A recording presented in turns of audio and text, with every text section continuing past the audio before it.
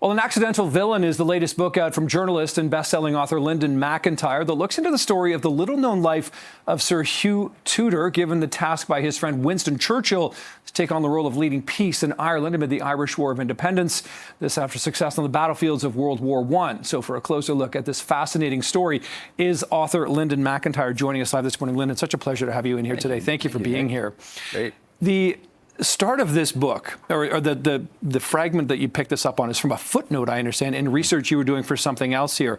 What was it that got your journalistic sort of mind tingling that said, hey, I need to look deeper into who this Sir Hugh Tudor was? In the middle of a crisis facing the whole world, two of the most powerful men in the world, Winston Churchill and Franklin Roosevelt, are meeting on a battleship off Newfoundland. And in the middle of the meeting, when they're like trying to work out the future of humanity, Churchill asks somebody to come to lunch and bring my friend, Major General Tudor, with you, who he lives in St. John's, Newfoundland. Bring him along.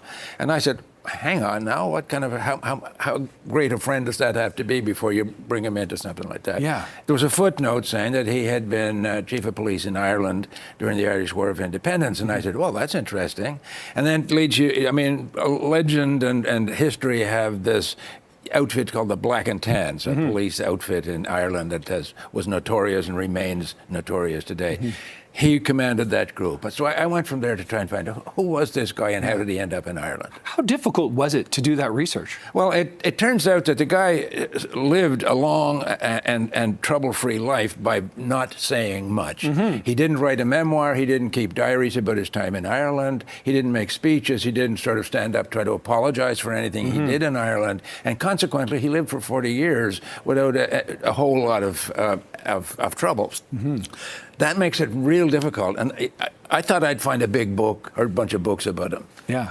And no, and the reason there were no books about him was because he didn't cooperate with anybody who wanted to write a book. Yeah, yeah. So there you were going through like old newspapers, and you managed to get in touch with, I believe, his grandson. His grandson, I tracked him down through old newspaper clippings. Yeah. I mean, the other problem was that I started this project and COVID descends. Yes. All right, libraries close, archives close, travel is restricted, countries close, including Ireland. Yes, yes. So I was stuck on the internet for the longest time, learning how to navigate through archives that way. And I got a lot of information, but it was none of it was direct. I didn't find that golden trove of stuff about Sir Hugh Tudor. Yeah. You sort of work through the files on Churchill, through the files on David Lloyd George, through Tamar Greenwood, formerly of Whitby, Ontario, who was the Secretary for Ireland at the time.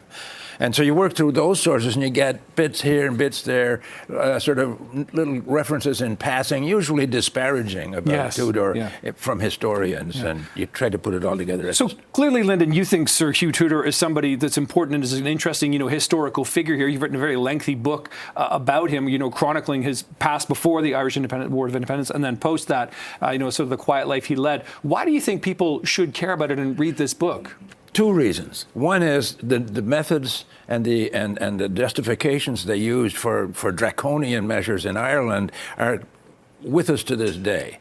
When you decide to deal with, first of all, you deal with a political situation by calling it a crime and treating the people involved in it as criminals, and you sometimes use the armed forces and paramilitary measures to deal with this.